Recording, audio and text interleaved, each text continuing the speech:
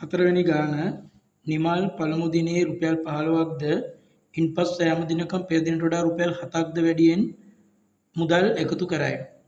හරි. ඒතර අපි මේ සංඛ්‍යා රටා පාඩමට අදාළව හතරවෙනි ගාන හදන්න උදේ. ඒතර මුල් දින 4 එකතු කරන මුදල් ලියන්න කිව්වහම පළවෙනි රෝම ඉලක්කම අපි ලියනවා උදේ මේ පළවෙනි දිනේ 15යි ඊට වඩා 7ක් වැඩි කිව්වහම 15ට 7ක් එකතු වුණාම 22යි 22ට 7ක් එකතු වුණාම 29යි 29ට 7ක් එකතු වුණාම 36යි. එතකොට මෙන්න රෝම ඉලක්කම් එකට උත්තරේ. මුල් දින 4 එකතු කරන මුදල් ලියන්න. අන්න අපි ඒක ලිව්වා. ඊට දෙවෙනි රෝම ඉලක්කම විදියට අහන උදේ එම සංඛ්‍යා ශ්‍රේණියට දාලා පොදු පදයේ සොයන්න. ඊට පොදු පදයේ හොයන්න ඉස්සරින් ඔයාලා දැනන් ඉන්න ඕනේ මේ සංඛ්‍යා රටාවේ මුල් පදය 15යි. ඊට පස්සේ මම ඔයාලට කියලා දුන්නා පොදු අන්තරය හැමතිස්සෙම අපි කිව්වා පසු පදයෙන් අඩු කරනවා පෙර පදය. එතකොට පසු පදයේ වෙන්නේ මේ දෙන්නගේ 22යි පෙර පදයේ වෙන්නේ 15යි. එතකොට 22න් 15 කරනම 7යි. හරි? එහෙනම් අපි දැන් A දන්නවා 15යි D දන්නවා 7යි. ඒ නිසා අපි දැන් T1 ලියනවා පුතේ. T1 ලියනවා මේ බලන්න. මම එදාට කියලා දුන්නා පොදු අන්තරය වැඩි කරා 1කින් 7 වරක් 1 7යි. හැබැයි මුල් පදේ 15 නිසා තව 15 වෙන්න අඩු ගන්න එකතු කරන්න. ඒතර 8යි. 7 වරක් 1 7යි 8යි එකතු වුණාම 15යි. දෙවෙනි එක එනවද කියලා බලන්න අපි 7 වරක් 2 14යි 14යි 8යි 22යි. දෙකන වැඩි හරිනේ. අර එන tn කියන්න පුතේ tn සමානයි 7 වරක් n 7යි n ධන 8. එහෙනම් සාධාරණ පද එනවා අපිට 7යි n ධන 8. තේරුණාද? හරි. ඊට පස්සේ අපිට කියනවා පුතේ තුන්වෙනි රෝම ඉලක්කම a ඇසුරින් 10 වන දිනේ එකතු කරන මුදල සොයන්න. ඒතර අපිට මේ පොදු පදයෙන් ගන්න පුතේ tn සමානයි 7යි n ධන 8.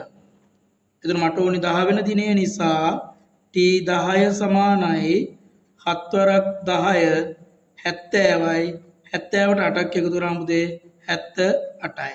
එහෙනම් 10 වෙනි දිනේ යා කැටියට දාන්නේ රුපියල් 78යි. ඊට පස්සේ මම ඔයාලගෙන් අහලා තියෙනවා 4 වෙනි රෝම ඉලක්කම 106ක් දමන්නේ කීවන දිනේද? ඒතර 106ක් දාමන්නේ කීවෙනි දිනේද කිව්වා මට මතකයි මම ඔයාලට කියා දුන්නා කලින් ගණන් වලදී මෙන්න මෙහෙම tn සමානයි 7යි n ධන 8. මෙන්න මේකේ tn කියන එක වෙනුවටම පුතේ 106 දානවා. 106 දානවා. ඒතර 7යි n ධන 8. ඒතර 8 සමාන කිරීමෙන් මේ පැත්තට ගේනවා ඍණ 8ක් වෙලා සමානයි 7යි n ට. ඒතර මෙතන 10න් 8ක් 8යි. මෙතන 9 පුතේ 98යි. ඒතර 98 7යි n දෙපැත්තම 7ෙන් බෙදුවා. එතකොට මෙයාට මෙයක් කැපෙනවා n. බලන්න 9ට 7 යවුවා 2යි. 1යි. 9ට 7 1යි. දෙකක් ඉතුරුයි 28ට 7 යවුවා 4යි. එහෙනම් එයා රුපියල් 106ක් දාන්නේ කැටියට 14 වන දිනේ. මේක සංඛ්‍යා රටාවක එන්න පුළුවන් ප්‍රායෝගික ගැටලුවක් නම් මේ අවසර ළමයින්ට. එහෙනම් මම දැන් 4 වෙනි ගාන විදියට ගැටලුව සාකච්ඡා කරලා ඉවරයි. මොකද පස්වෙනි ගාන විදියට ඔයාලට දීලා තියෙන සංඛ්‍යා පාද වලින් පේපර් එකේ බලන්න එක පස්වෙනි ගාන විදියට සංඛ්‍යා පාද දීලා තියෙනවා. ඒකේ පස්වෙනි ගානේ රෝම ඉලක්කම් එක මම ඔයාලට දීලා තියෙන්නේ 10 පාදයේ සංඛ්‍යාවක්. ඒ කියන්නේ අච්චු පොත්වල තිබ්බ මතකයේ සංඛ්‍යා පාද පාඩම. ඒකේ දශමයේ සංඛ්‍යා කියලා කිව්වත් එකයි පුතේ 10 පාදයේ සංඛ්‍යා කිව්වත් එකයි. මම ඒතර ඔයාලට සංඛ්‍යා රට මේ සංඛ්‍යා පාද මතක් කරන්ඩ පස්වෙනි ගාන විදියට දුන්නේ සංඛ්‍යා පාද වලින්. ඒතර සංඛ්‍යා පාද වල පළවෙනි ගාන මම ඔයාලට දීලා තියෙනවා 10 පාදයේ සංඛ්‍යාවක් කොහොමද දෙක පාදයට හරවන්නේ කියලා. එතන මම පළවෙනි ගාන විදිහට දීලා තියෙනවාට 100. මේ බලන්නද 100 මෙන්න මෙහෙම 10 පාදයට 100 තියෙනවා. එතන මේ 10 පාදයට 100 කියන එක දෙක පාදයට හරවන්න ඕන. ඒක තමයි මගේ පස්වෙනි ගානේ පළවෙනි ගැටලුව. එතන ඔයාලා ඕන එක්කෙනෙක් දන්නවා දශමයේ සංඛ්‍යාවක් කියවත් 10 පාදය.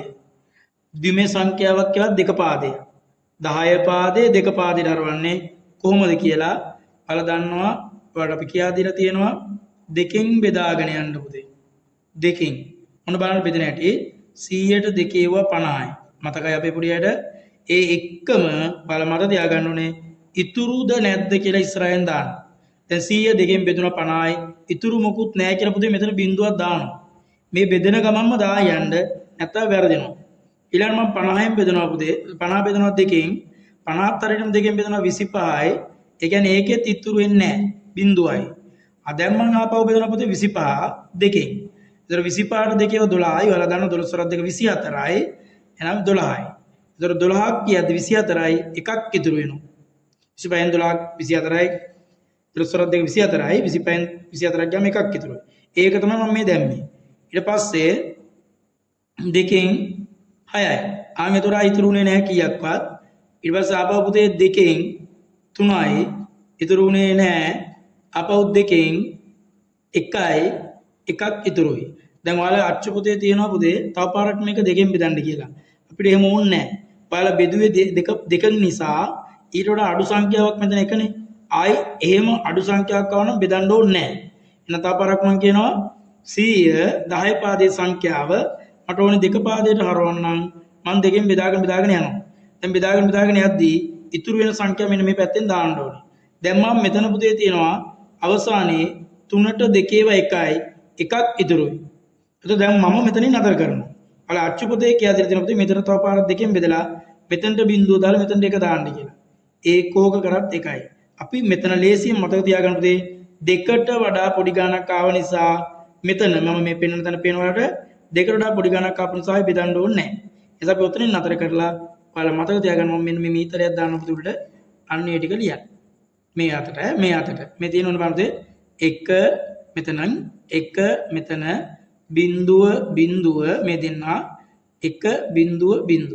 එහෙනම් මෙයා තමයි 100 දෙක පාදයට එරෙවුවම එන උත්තර. තේරුණාද මොඩම? හරි. කොන්න එක සංඛ්‍යාවක් මම ඔයාලට පුනරීක්ෂණය මතක් කරලා දුන්නට අක් ගාලා මෙතනින් අපි දෙවෙනි ගාන විදිහට මම ඔයාලට දීලා තියෙන ගාන හදමු. දෙවෙනි ගාන විදිහට මම ඔයාලට දීලා තියෙනවා 145 10 පාදයට කියලා. ඒක අපි දෙක පාදයට හරවන්න යද්දී ටක් ගාලා ලියාගෙන යමු අපි 145 බෙදනවා දෙකෙන්. එතකොට එකට නෑ 14ට 7යි 8ට 2යි පුතේ. එකක් ඉතුරුයිනේ. පාඩ දෙකේව දෙකක් කියන 4යි එකක් ඉතුරුයි අන්න එක්කෙනා මෙතන. දැන් ආපහු පුතේ දෙකෙන් බෙදනවා 4 දෙකේව 3යි 6යි. එකක් ඉතුරුයි 12ට දෙකේව 6යි. එහෙනම් ඉතුරු නෑ. 72 දෙකෙන් බෙදුවම 36 ඉතුරු නෑ. ඊට පස්සේ පුතේ ආපහු දෙකෙන් 1යි එකක් ඉතුරු 16ට 8යි. එහෙනම් ඒත් ඉතුරු නෑ. ආයි දෙකෙන් බෙදුවාම පුතේ 9යි ඉතුරු නෑ. ආපහු දෙකෙන් බෙදුවා 9ට දෙකේවා 4යි 4ට 2 8යි 8යි කියන්නේ එකක් ඉතුරුයි පුතේ. ආපහු දෙකෙන් බෙදනවා 2යි ඉතුරු නෑ. තව බෙදන්න පුතේ දැන් මේ පේනවනේ. මෙතන තව දෙක තියෙන්නේ. අපි බෙදන්න ඕනේ දෙකෙන්. 1යි ඉතුරු නෑ. දැන් ආයි බෙදන්න ඕනේ මෙතන එක නිසා. දැන් අපි අර මේ පැත්තට ඊතරයක් ගාලා මම ඔයාලට පුරුදු කරනවා. ඔය ටික ලියන්න පුතේ. එතකොට මෙන්න මේම ලියන්න මෙතනින් පටන් ගමු. 1යි බිඳුවයි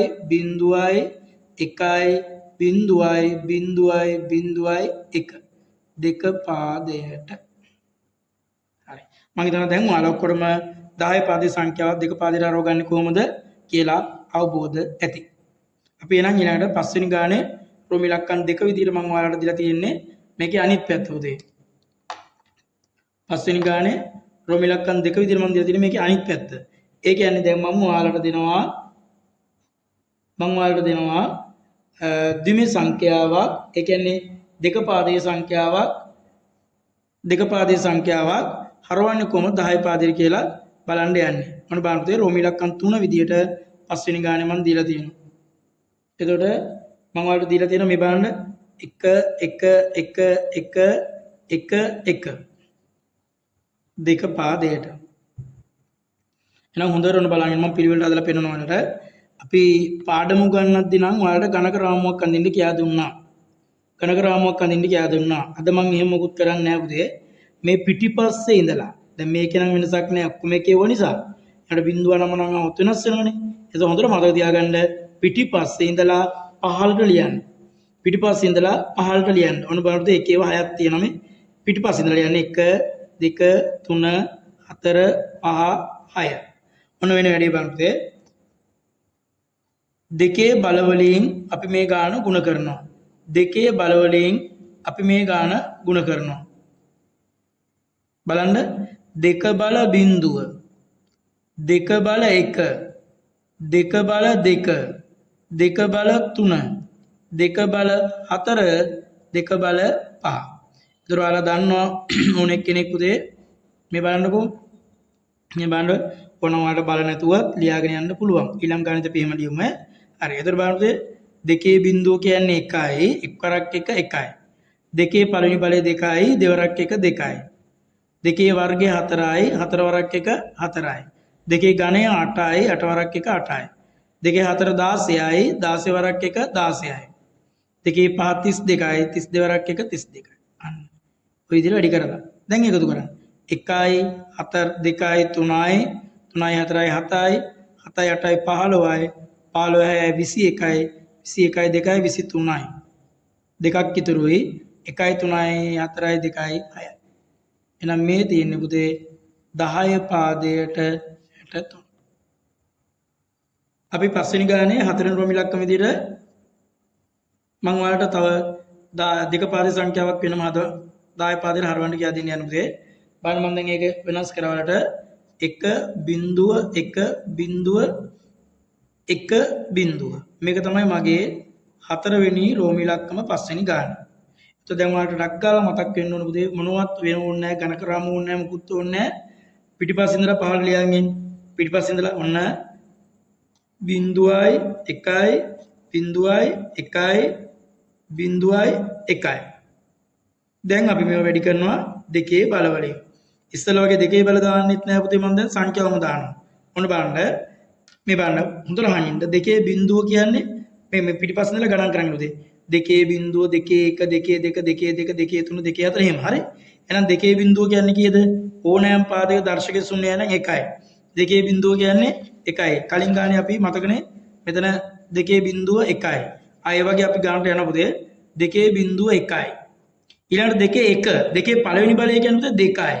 දෙකේ වර්ගය කියන්නේ 4යි. දෙකේ ඝනය කියන්නේ 8යි. දෙකේ හතරවෙනි බලය කියන්නේ 16යි. දෙකේ පස්වෙනි බලය කියන්නේ 32යි. එහෙනම් අපි දැන් මේ ටික වැඩි කරලා එකතු කරමු. බලන්න එක්වරක් බිඳුව බිඳුවයි, දෙවරක් 1 2යි, හතරවරක් බිඳුව බිඳුවයි, අටවරක් 1 8යි, 10 වරක් බිඳුව බිඳුවයි, 32 වරක් 1 32යි. දැන් මම මේ දෙක එකතු කරමු ඔක්කොම 2යි 8යි 10යි 2යි 12යි එකක් ඉතුරුයි 3යි 1යි 4යි. එහෙනම් මම මේ ලියලා තියෙන්නේ 10 පාදයට 42. හරි. එහෙනම් ඔන්න දැන් ඕනම එක්කෙනෙකුට පොඩි එක්කෙනෙකුට දශමයේ සංඛ්‍යා ද්විමේ සංඛ්‍යා බවට ද්විමේ සංඛ්‍යා දශමයේ සංඛ්‍යා බවට පත් කරන්න පුළුවන්. එහෙනම් ඔන්න හතරෙන් රෝම ඉලක්කම විදියට අපි ලොකු අංක 5 හදලා ඉවර කරා. එහෙනම් අපි දැන් යමු ලොකු අංක 6ට. ලොකු අංක 6ට. අංක 6 මම සංඛ්‍යා පාද පාඩමෙමයි ගණන් මතක් කරන්නේ. දැන් යනවා දෙක පාදයේ සංඛ්‍යා එකතු කිරීමක් කියා දෙන්න. අන්න මගේ ලොකු අංක 6 රෝම ඉලක්කම් එක විදියට මම ඔයාලට දීලා තියෙන්නේ 1.1.1 එකතු කරන්නලු මේක පොඩි දෙක කියලා ලියන්න ඕනේ සිංහලෙන්. එකතු කරන්නලු 1.1.1 දෙක පාදේ. මෙන්න මෙහෙම. මේක තමයි මම ඔයාලට ලොකු අංක 6 විදියට දීලා තියෙන්නේ. 6 1. එතකොට දැන් ඔයාලා දන්නවා දෙක හොඳට අහගෙන ඉන්න මම කියන දේවල් අපි ලියද්දී දෙක පාදයේ සංඛ්‍යා ලියද්දී ලියන්න පුළුවන් ලොකුම ඉලක්කම 1. එතකොට මේ බලන්නකො මේ බලන්න මේ 0.1 එන 1 ලියන්න පුළුවන් පුතේ. 1 1 2යි. අන්න දෙක આવොත් බෑ ලියන්න. අර දෙකේ පාදයේ නිසා පුතේ 1 1 2 આવොත් දාන්නේ බිඳුව. එතකොට බි අර අපි 10 කියලා දාන්නේ 10 පාදේ වගේ 1 1 2යි දෙක පාදේ නිසා බිඳුව දැම්මා. දැන් එකක් ඉතුරු වෙනවා. ඒක මෙතනට ගේනවා. කොහොම. එතකොට ඒකයි බිඳුවයි මේකයි කියන්නේ 2යි. ආයෙත් උතර බිඳුව පුතේ. ආයෙ එකක් ඉතුරුයි. මේ බලන්න ඒක මෙතනට එනවා. එද්දි 1 1 2යි 2 1 3යි. දැන් 3 කියන්නේ 3න් 2 ගොඩක් අයින් කරාම එකක් ඉතුරු වෙයි. ඒක මෙතන දාන්න. අර අයින් කරපු 2 ගොඩ එකක් වෙලා මෙහෙට එනවා පුතේ. ඒතර 1.1යි මේක 1. එහෙනම් මෙන්න මම ඔයාලට එකතු කිරීම කියලා දුන්නා. හරි? ඒක රෝමි ඉලක්කම් 1. හරි. අපි චුට්ටක් ලොකු ගානකට යමු පුතේ. ඔව් ටිකක් ලොකු ගානකට යමු. මට මතක ඔයාලා ගච්ඡ පුතේ එක ගානක් තිබ්බ මේ වගේ. එනිසා මම ඔයාලට දුන්නා ලොකු අංකයේ රෝමි ඉලක්කම් 2 විදිහට මෙන්න මෙහෙම පියවර එකක් වැඩි වෙගෙන යනවා. බලන්න හැමෝටම පුළුවන්ද කියලා 1 බිංදුව 2 පාදය. ඊට පස්සේ පුතේ ආපහු තියෙනවා 1 බිංදුව 2 පාදය. ආපහු තියෙනවා පුතේ 1 මම ඔයාලට මේ විදිහට ඈතින් ලියන්නේ පැහැදිලිව පේන්න ඕන නිසා. ඔයාලා එහෙම ලියන්න ඕනේ නැහැ. හරි. බලන්නකෝ මෙතන ඔන්න හොඳට අහන් ඉන්න. බිංදුවයි 1. බය නැතුව දාන්න පුළුවන් පුතේ එකම. මෙතන තමයි බලන්න මේ 1 3යි. 1 2 3යි. තුනක් ආවොත් එකක් දානවා එකක් සම්පූර්ණ ඉතුරුයි. ඒක මේ පැත්තට එනවා පුතේ. මේ පැත්තට යනවා මේ. ඒතර 1 3යි. අර මෙහෙන් ආපු එකත් එක්ක 4ක් එනවා. 4ට 2 ගොඩවල් දෙකක්ම තියෙනවා. මොකුත් ඉතුරු නැහැ. ඒතර මෙතන දාන්න බිංදුව. අර සම්පූර්ණ 2 ගොඩ එකක් වෙලා මෙහෙට එනවා. ඒතර 1 ආපු එකත් එක්ක 3යි. 3 නිසා ආපහු 1 දාන්නේ. දැන් ආයෙ එකක් ඉතුරුයි. ඒකයි මේකයි එකතු වුණා පුතේ 2යි. 2 කියන්නේ ආයි බිංදුවයි එකක් ඉතුරුයි කියනවා. ඉස්සරහ කවුරුත් නැහැ. යනවා. එහෙනම් මම මේ උඩේ ටික අපි අතින් ලියාගත්ත ටික මම කරලා දාමු පුතේ. අදාළ ගාන මෙච්චරයි. තවපාරක් ඔන්න මම කියනවා අහන් ඉන්න තේරුණාද කියලා. මොන අහන් ඉන්නද? ඔයාලගේ ලොකු අංකයි රෝමි ඉලක්කම් 2. ඉක්මන් කරන්නකෝ. බිංදුවයි 1 ගැටලුවක් නැහැ. 1 2 3යි. 3 આવොත් දාන්නේ 1. එකක් ඉතුරුයි. 1 3යි. ආපු එකත් එක්ක 4යි.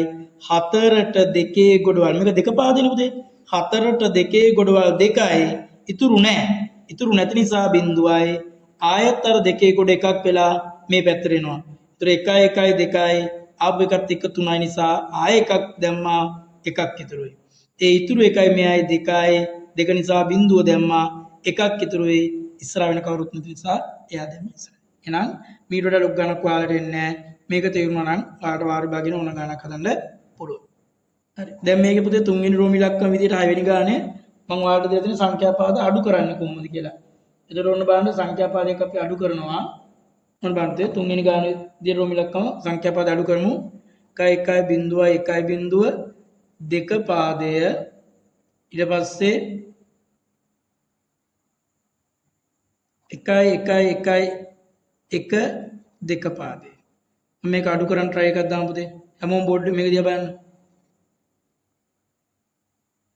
බලන්න මෙතන බිංදුව හොඳට අහන් ඉන්න ඕනේ. බිංදුවෙන් එකක් අඩු කරන්න බෑ. මෙන්න මෙයාගෙන් අපි එකක් ඉල්ල ගන්න ඕනේ. එමෙ ඉල්ල ගත්තාම ඔයාලා දන්නවා 2 පාදේනේ. අර එන්නේ 2 ඒවා. එකක් ඉල්ල ගත්තා කියන්නේ 2ක්. ඒතර මෙතන 2ක් ඉන්නවා. දෙකෙන් එකක් වුණාම 1යි. දැන් ආයේ මෙතන කවුරුත් නැහැ. බිංදුවයි. ඒ තිබ්බ එක දුන්නනේ.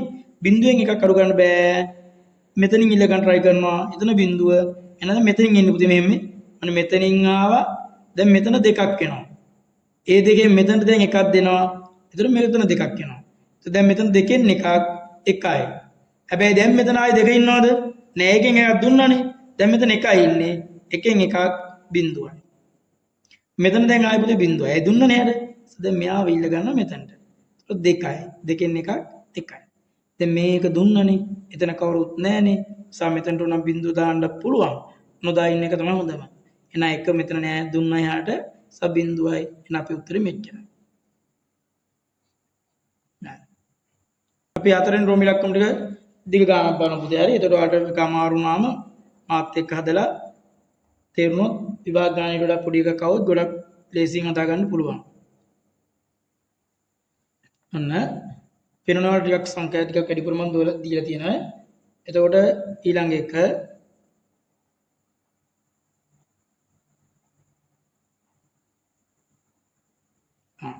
ඔන්න ඊළඟ ගන්න. බලන්න හැමෝටම පුළුවන්ද කියලා. ඔන්න බලමු. මේක අවුලක් නෑ නේද? එකෙන් බිංදුවක් කෙලින්ම 1යි. එකෙන් බිඳුවක් එකයි. දැන් ඔන්න මෙතන තමයි සිද්ධිය. ඔන්න බලා ගන්න මම මෙතනින් ඉල්ල ගන්නවා මෙතනට. මෙතන දෙකක් වෙනවා. දැන් මෙතනින් ඉල්ල ගන්නවා මෙතන. ඒතර මෙතන දෙකක් වෙනවා. දෙකෙන් එකක් එකයි.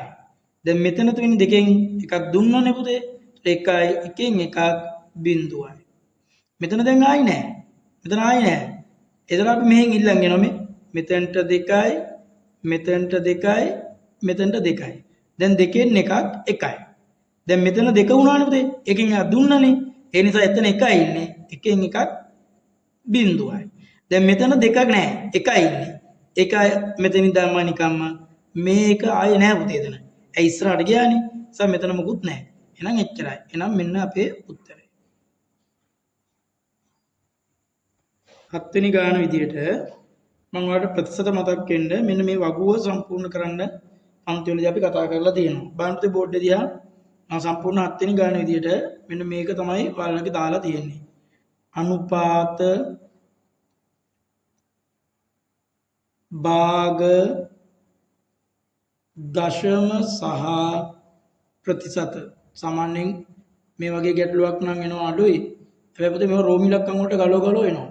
ඒ කියන්නේ දැන් මෙහෙම කියන්නකෝ අනුපාතයක් දීලා ප්‍රතිශත කරන්න කියනවා. එහෙම නැත්නම් දශමයක් දීලා ප්‍රතිශත කරන්න කියනවා.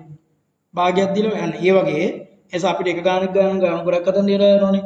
එසා මෙන්න මේ වගුව පුරවන්න පුරුදු වුණා නම් පාල්ට ඒන ඕන ගැටලුවක් පුළුවන්. එහෙනම් බලන්න අනුපාත භාග දශම ප්‍රතිශත. එතකොට මම ඔයාලට දීලා තිනවා ලොකු අංක 7 විදිහට මේ බලන්න 3.95 3.95. එතකොට මේක කියන්නේ 3ට 5 අනුපාතය. නැත්නම් 3.95. අනුපාතයක් භාග කරද්දී ඔයාලා පොඩි කාලේ දන්නවා පුතේ දකුණු අත පැත්තේ ඉන්න එක්කෙනා ඉරයට ලියනවා. එතකොට අපි කියනවා 5න් 3යි. 3.95 භාග කරාම 5න් 3යි. ඊට පස්සේ අපි මේක දශම කරන්න ඉස්සෙල්ලා පුතේ ප්‍රතිශත කරගෙන ඉමු දෝන්න. හරි? ප්‍රතිශත කරන් ඉමු අපි මේ බලන්න. 5න් 3 වැඩි කරනවා 100ට. අන්න මේ තියෙන්නේ 100 ප්‍රතිශත දෙක බිඳුව දෙය. 100 බිඳු දෙක අපි ඔතන තිබ්බට බිඳු දෙකක් ඉන්න ඕනේ. හරි එතන මේ බලන්න 5ව 1යි 5ව 20යි. 20 වරක් 3 60යි. එහෙනම් ඔන්න ප්‍රතිශතය 60යි. එතකොට ආර මම ඒක කරේ මෙතනට ඒක ගන්න පුතේ. 100ට 60 කියදී ක්‍රමේ 160 කියන්නේ 100න් 60යි. 160 කියන්නේ 100න් 60යි. මෙතන 160 ආවනේ. ඒක දාගන්න දශමයට. 100න් 60යි. එතකොට පුතේ බිඳුව කැපුවා එක බිඳුවක් ඉතුරු නිසා එක ඉලක්කමක් අයින් කරලා තිත තියෙනවා. එහෙනම් උත්තරේ 0.6යි. එහෙනම් මේ ගානේදී මම ඔයාලට දුන්නා අනුපාතයක් ඔයාලා භාගයේ හෙව්වා දශමයේ හෙව්වා ප්‍රතිශත හෙව්වා. තේරුණාද? හරි. මම අපේව ලකුණු කරගන්න පුතේ මේ බලන්න. මේක තමයි ඔයාලා දැන් හෙව්වේ මේ දෙන්න. මෙයා තමයි හෙව්වේ. මම මෙයාව දුන්නේ. දැන් මම දෙනවා මෙතනට ගාන. ඒ කියන්නේ මෙතනට මම දෙනවා පුතේ මිශ්‍ර භාගයක් 1/4න් 1. 1/4න් 1. ඔයාලගෙන් දැන් අහනවා අනුපාතයක් ලෙස දශම ලෙස ප්‍රතිශත ලෙස. හරි. එහෙනම් බලමුද අපි අනුපාතයක් ලෙස කරන්න ඉස්සරින් පුතේ මෙතනම මේ මිශ්‍ර භාගය විෂම භාගයක් කරගන්න. ඒතර 4 වරක් 1 4යි 4 1යි 5යි. දන්නව නේද? 4 වරක් 1 4යි කියලා වැඩි කරලා උඩ එක්කෙනා එකතු කරන්න පුතේ. ඒතර 5 යට 4. 5 වෙදීම 4. දැන් අනුපාතයක් කරද්දී පුතේ දකුණු අත පැත්තේ එක්කෙනා ඉර යට ලිව්වා නම් ඉර යට එක්කෙනා දකුණු පැත්තේ. ඒ කියන්නේ 5/4. 5/4. දැන් අපි යනවා මෙතනට පුතේ ප්‍රතිශත කරන්නේ කොහොමද? 4න් 5 ගුණ කරන්න 100න්. එතන 4 ඒවා 1යි 4 ඒවා 25යි. 104 25යි 25 වරක් 5 125යි. එහෙනම් මෙන්න ප්‍රතිශත ග්‍රාම 125යි. දැන් අපිට දශමයේ ගන්න ලේසි පුතේ 100න් 125. එතන මෙතන බිංදු දෙකක් නිසා ඉලක්කම් දෙකක් අයින් කරලා ඉඳ තියෙනවා. 1.25. අනේ ඒ අවස්ථාව ඉවරයි. දැන් මම ඔයාලට දෙනවා දශමයක්.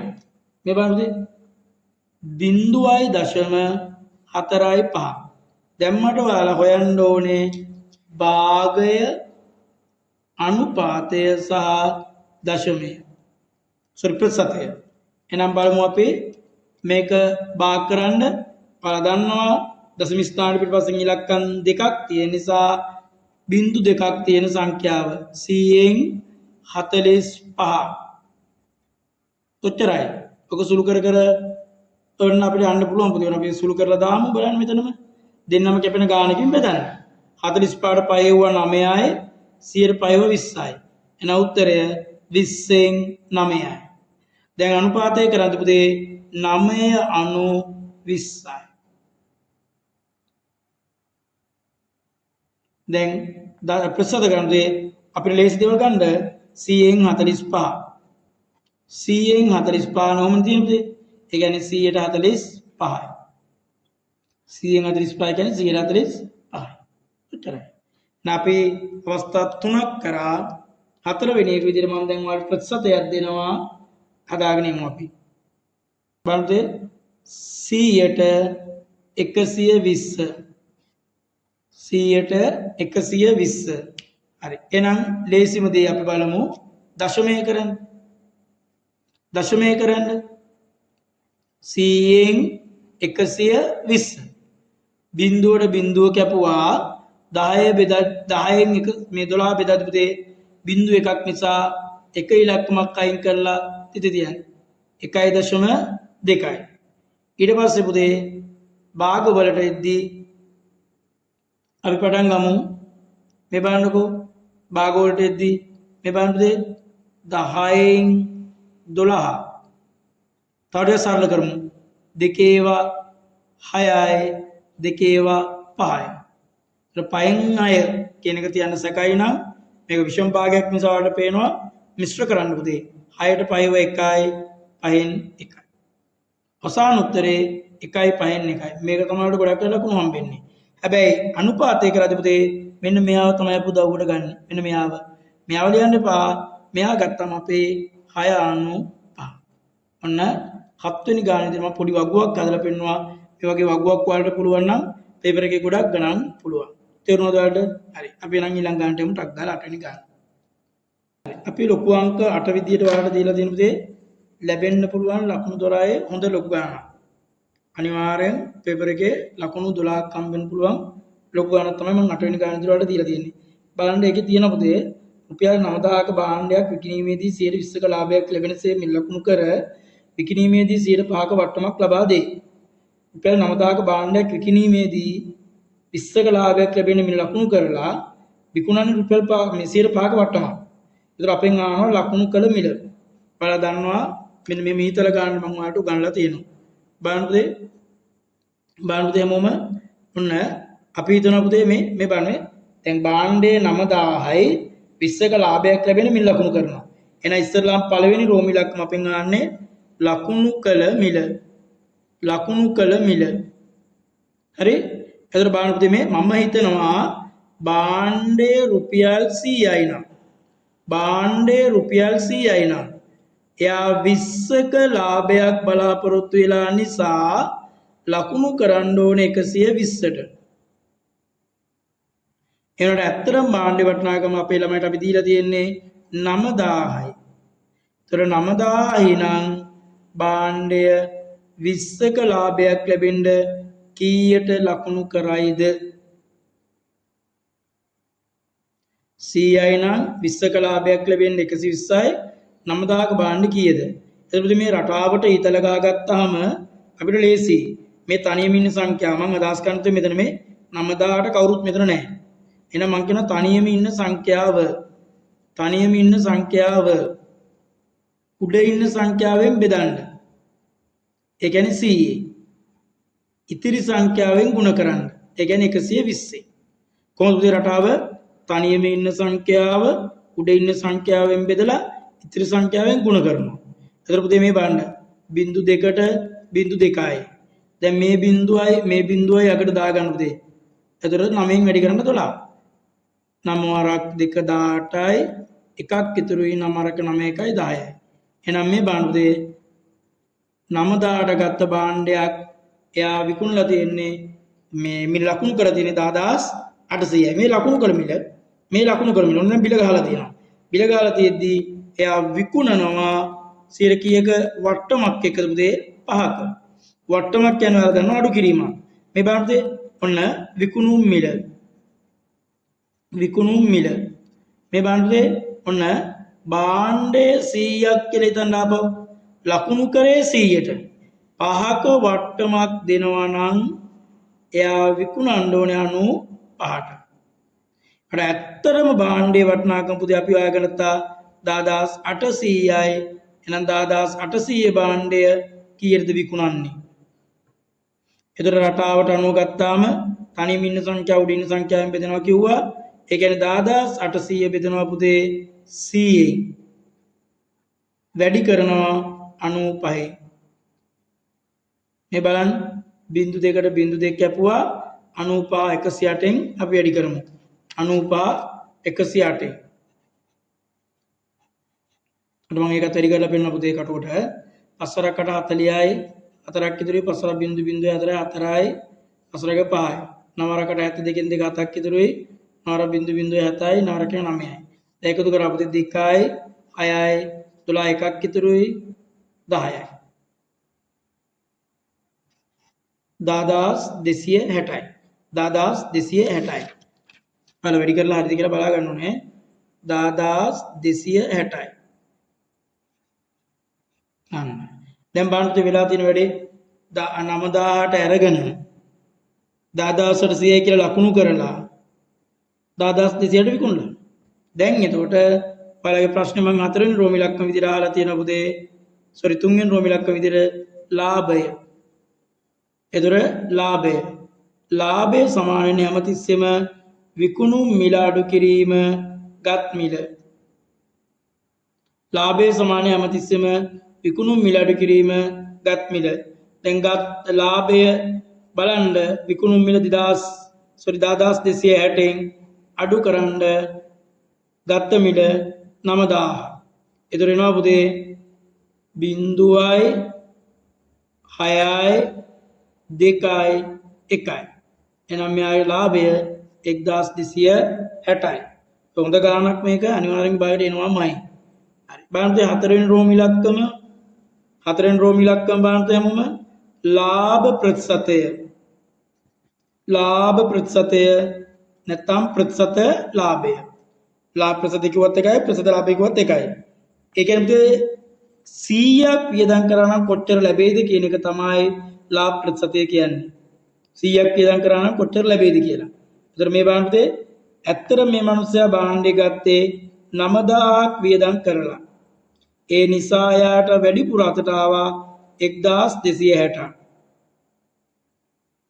එහෙනම් 100ක් වියදම් කරා නම් කොච්චරක් එයිද? එතකොට පුතේ තනියම ඉන්න සංඛ්‍යාව 100 බෙදෙනවා 9000න් වැඩි කරනවා තනියම ඉන්න සංඛ්‍යාව 1260.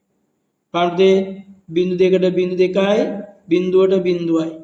දැන් 129 බෙදන්නේ ලස්සනට න උත්තර මට පේන විදිහට 12ට 9 ව 1යි 12ට 9 ව 1යි 3ක් ඉතුරුයි 36ට 9 ව 4. එහෙනම් එයා ලාභ ප්‍රතිශත ලැබිලා තියෙන්නේ 14යි.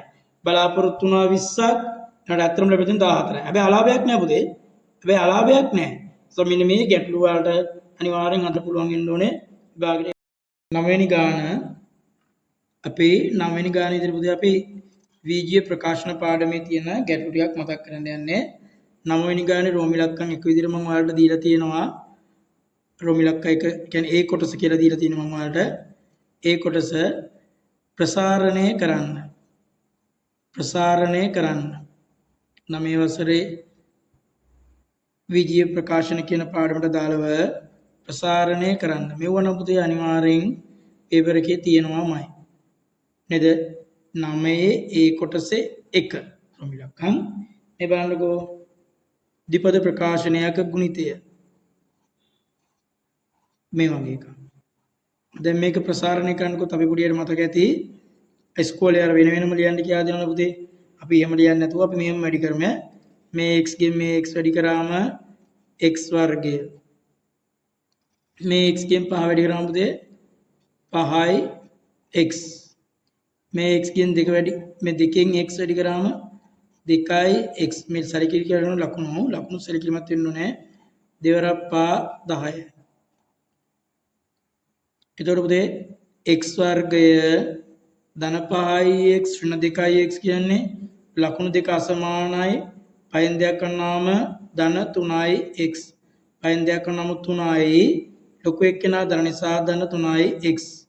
මෙතන පුතේ ඍණ 10යි. අන්න ප්‍රසාරණ. තේරුණාද?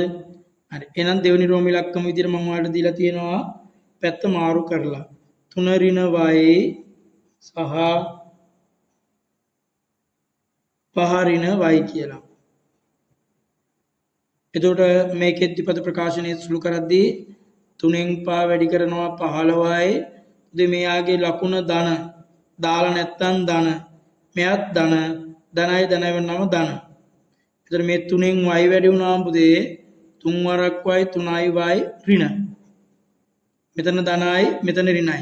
ධනයි ඍණයි වෙනොත් ඍණ.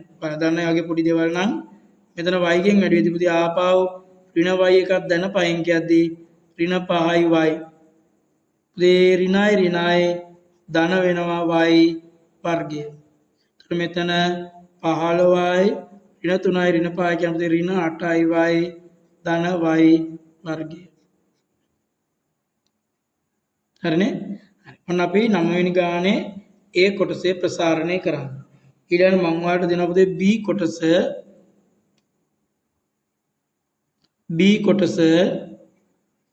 B කොටස ආදේශයක් කරන හැටි. බලන්න මම ඒකේ දීලා තියෙනවා A සමානයි 5යි. A සමානයි 5යි. B සමානයි ඍණ 3 බෙදීම 4. C සමානයි ඍණ 1 බෙදීම 3. එහෙම අපි දීලා තියන්නේ. එතකොට නම් පහත ප්‍රකාශන අගය සොයන්නලු. බලන්න පුතේ 1 උදාහරණ බලන්න. A ඍණ 2යි B ධන C. එතකොට A කියන්නේ 5යි. එහෙනම් මෙතන 5යි ඍණ 2 ගුණ කිරීම B කියන්නේ ඍණ 3 බෙදීම 4යි. ධන C කියන්නේ ඍණ 1 බෙදීම 3. මෙතන ධන තියෙනවා. මෙතන ඍණ නිසා මම ඒක අයින් කර එකපාරම. දැන් පුළුවන්. මේ බලන්න 5 මේ බලන්න මෙතන වැඩි කිරීම නිසා උඩ ඉන්න දෙකෙන් යටින් හතර කපන්න පුළුවන්. දෙකේව 1යි දෙකේව 2යි. එතකොට මෙතන මේ බලන්න මෙතන ඍණ 1ක්. මෙතන ඍණ 3ක්. එතකොට ඍණයි ඍණයි ධන වෙනවා. 3 වරක් 1 3යි 3 බෙදීම 2යි. මෙතන පුතේ ධනයි ඍණයි ඍණ වෙනවා. ඒතර 1 බෙදීම 3යි. හරි? ඔච්චරයි. එතකොට අපි කොහොමද මේ ගාන හදන්නේ? භාග සුළු කිරීමක් විදිහට දැන් තමයි වෙන්නේ. හිතන්න මේකට එකක් ඉන්නවා කියලා. මේකට එකක් ඉන්නවා කියලා. ඒතර 1යි 2යි 3යි පොදු හරය. 1යි 2යි 3යි පොදු හරය 6යි. දෙවරක් 3 6යි. 6 වරක් 1 6යි. එහෙනම් 1යි 2යි 3යි පොදු හරය 6යි. එතකොට 6යි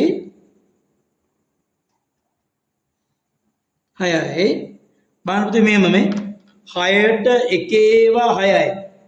6ට 1 ඒවා 6යි. 6 වරක් 5 30යි. 6ට 2 ඒවා 3යි. 3 වරක් 3 9යි. 6ට 2 ඒවා 3යි. 3 වරක් 3 9යි. 6ට 3 ඒවා 2යි. 6ට 3 ඒවා 2යි. දෙවරක් 1 2යි. දැන් 30යි 9යි 39යි. 39න් දෙයක් කරනම 37යි. 37 බෙදීම 6යි. උදේ උදේ ඔයාලට දන්නවා මේක විෂම භාගයක් මිශ්‍ර භාග කරන්න 37ට 6 6ක් තියෙනවා. 6 වරකයි 36යි එකක් ඉතුරු. අන්න අපේ ගාන 6යි 6න් 1යි. ඒ ඇදුවේ මම ඔයාලට විජය ප්‍රකාශන කියන පාඩමේ ප්‍රසාරණය කිරීම සහ ආදේශ කිරීම. හරි? තව ආදේශයක් මම ඔයාලට දෙන්න කැමතියි.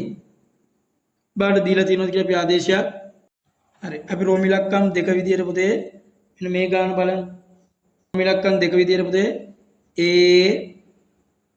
ඍණ 3යි b බෙදීම 5 ඍණ 2යි c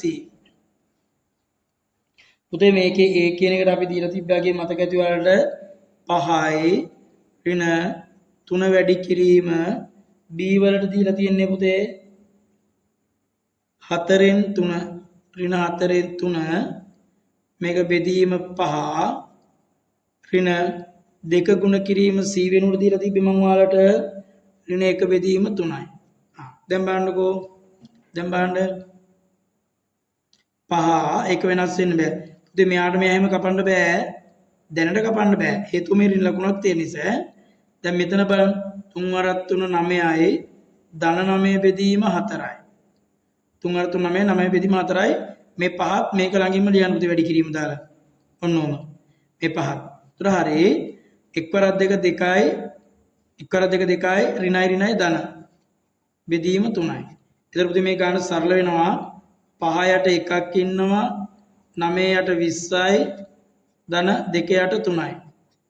ඒතර 20යි 3 පොදු හරය පුතේ 60යි 60යි 60ට එකේ එව්ව 60යි 60 එකේ එව්ව 60යි 60 වරක් 5 300යි 60ට 20 එව්ව 3යි 60ට 20 එව්ව 3යි 3 වරක් 9 27යි 3 වරක් 9 27යි 60ට 3 එව්ව 20යි 20 වරක් 2 40යි එතකොට පුතේ 300යි 327යි 40යි 367යි එතකොට 367 60න් බෙදුවොත් මිශ්‍ර භාග කරන්න 6ක් තියෙනවා 6 වරක් 60 ඒවා 360යිනේ ඒතර 6යි 7ක් විතර එහෙනම් අවසාන උත්තරේ පුතේ 6යි 60න් 7යි එහෙනම් මම හැදුවේ ලොකු අංක 9 දෙවෙනි B කොටසේ තේරුම් රෝම ඉලක්කම් 10 වෙනි ගාන විදියට මම ඔයාලට දීලා තියෙන්නේ සාධක හොයන්න සාධක සොයන්න තියෙන්නේ ඒ පාඩම වැදගත් පුතේ පොඩි පාඩමක් වුණාට සාමාන්‍ය පෙළට යනකම් ඔයාලට ඒක වැදගත් වෙනවා සාධක සොයන්න කියලා මම ඔයාලට දීලා ඇති බලන්නකෝ පළවෙනි ගාන විදියට මම ඔයාලට දීලා තියෙන පුතේ සාමාන්‍ය වීජීය ප්‍රකාශනයක් දීලා තියෙනවා සාධක හොයන්න බලන්න මෙන්න මේකේ මම ඔයාලට දීලා තියෙනවා රෝම ඉලක්කම් එක විදියට 2x ඝනය ඍණ xy ධන 10x ඍණ 5y මේ තියෙන සාමාන්‍ය විජ්ජීය ප්‍රකාශනය. දැන් මේක දුන්නාම පුතේ අපි බලන්න ඕනේ මේ දෙන්නට මොනවා හරි තියනවද කියලා. එතකොට මෙතන දැන්ට බලන්න පුත්සාධකය මෙතනත් x ඉන්නවා මෙතනත් x ඉන්නවා. ඒතර x පොදුයි. ඒතර 2 ඉතුරුයි x එකක් ඉතුරුයි ඍණ y ඉතුරුයි. මෙතන පුතේ 5න් බෙදෙනවා 10ට 5ව 2යි x ඉතුරුයි ඍණ y ඉතුරුයි. දැන් මේ ගාන හරි අපි. හරි කියලා බලාගන්නේ මේ වරහන් දෙක සමාන නම්.